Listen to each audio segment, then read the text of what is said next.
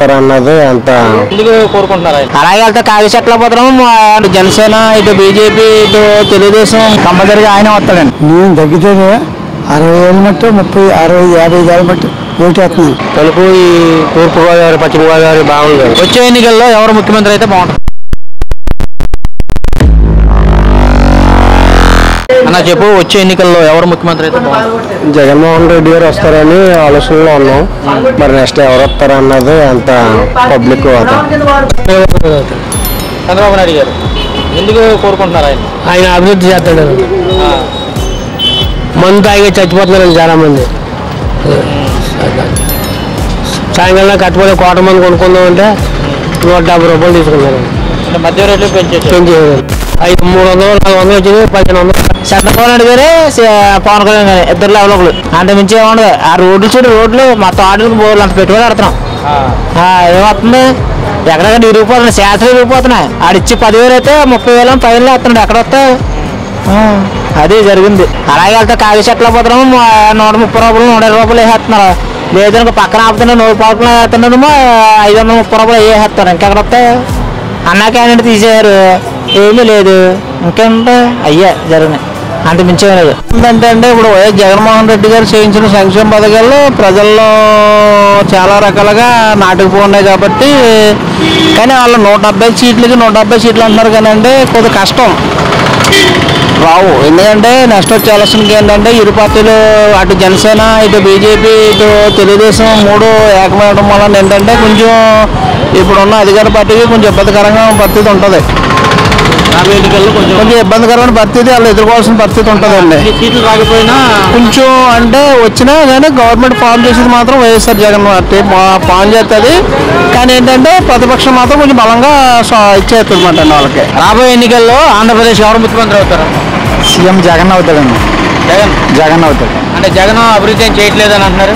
చేస్తున్నారు, అన్ని చేస్తున్నారు, అన్ని బాగానే చేస్తున్నారు. వాలంటీర్లు గట్రా అన్ని ఇంటింటికి వచ్చి కలుపు కొట్టి డబ్బులు ఇస్తాం. అంటే జగన్ వచ్చిన తర్వాత విపరీతమైనటువంటి రేట్లు పెరిగిపోయినాయి. సామాన్యుడు కూడా లేదు అలాంటివి ఏం లేదు. ఓన్లీ మందు రేటు పెరిగింది అంటున్నారు అంతే. అంతే, మందు రేటు ఒకటే. కానీ అన్ని బాగా చేస్తున్నారు. బాగా వికలాంగులకి ఏంటి, పళ్ళు లేని వాళ్ళకి, వృద్ధులకి, వీళ్ళందరికీ అంతా బాగా చేస్తున్నారు. సీఎం మళ్ళీ జగన్ అవుతాడు. చెప్పండి, రాబోయే ఎన్నికల్లో ఆంధ్రప్రదేశ్లో ఎవరు ముఖ్యమంత్రి అవుతారు అనుకుంటున్నారు? జగన్ ప్రభుత్వం బాగానే ఉందండి, కానీ మార్పు కావాలనుకుంటున్నారు. ఈ పట్టు పవన్ కళ్యాణ్ వస్తాడు అనుకుంటున్నాను. పవన్ కళ్యాణ్ అంటే ఈ ప్రాంతంలో పవన్ కళ్యాణ్ ప్రభావం ఎలా ఉందండి? ఈ ప్రాంతంలో చాలా బాగుంది. తణుకు ఈ తూర్పుగోదావరి పశ్చిమ గోదావరి బాగుందండి. సీట్లు వస్తాయంటారా? సీట్లు వస్తాయండి. ఇద్దరు కలిస్తే వస్తాయండి. లేకపోతే రావు. జనసేన చంద్రబాబు నాయుడు కలిస్తే వస్తాయండి, లేకపోతే రావండి. అంటే ఇప్పుడు జగన్ ప్రభుత్వ పరిపాలన బాగాలేదంటారా? బాగానే ఉంది, కానీ మార్పు కావాలంటున్నారు జనం. అంటే ఏ విధమైనటువంటి మార్పు కోరుకుంటున్నారు? అంటే జగన్ గారు అన్ని పథకాలు ప్రవేశపెట్టారు కదా. పథకాలన్నీ బాగున్నాయండి. పథకాలు చాలా బాగున్నాయి. కానీ ఏంటంటే కొన్ని ఈ తెలంగాణ మంత్రులు ఉన్నారు కదండి, వాళ్ళ గురించి బ్యాక్ నేమ్ వచ్చేసిందండి మొత్తం. అదండి పరిస్థితి.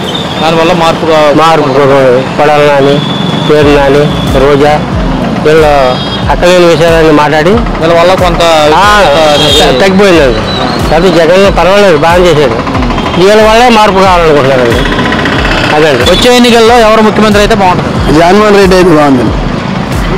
బాబాయ్ చెప్పండి, వచ్చే ఎన్నికల్లో మన ఆంధ్రప్రదేశ్కి ఎవరు ముఖ్యమంత్రి అయితే బాగుంటుంది? చంద్రబాబు నాయుడు. చెప్పబా. చంద్రబాబు నాయుడు రావాలి. ఎందుకని?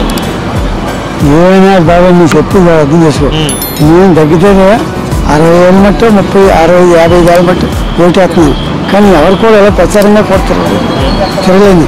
నా బలపత్ర రూపాయలు తెచ్చుకోవడం, పిల్లలు పెంచుకోవడం నా బతిని. అంతేగాని ఆ కూడా వెళ్తున్నాం. నా ఊళ్ళో పెద్ద పెద్ద జమీందారు ఎవరు కూడా తిరుగుతున్నాం, నాకు అలవాట్లేదు. కొంచెం అడుగుకుని కాల్చాలని చేస్తాం. చిన్నప్పుడు ఓటే మాట్లాడు. చంద్రబాబు నాయుడు అన్నారు కదా, వచ్చి రావచ్చు.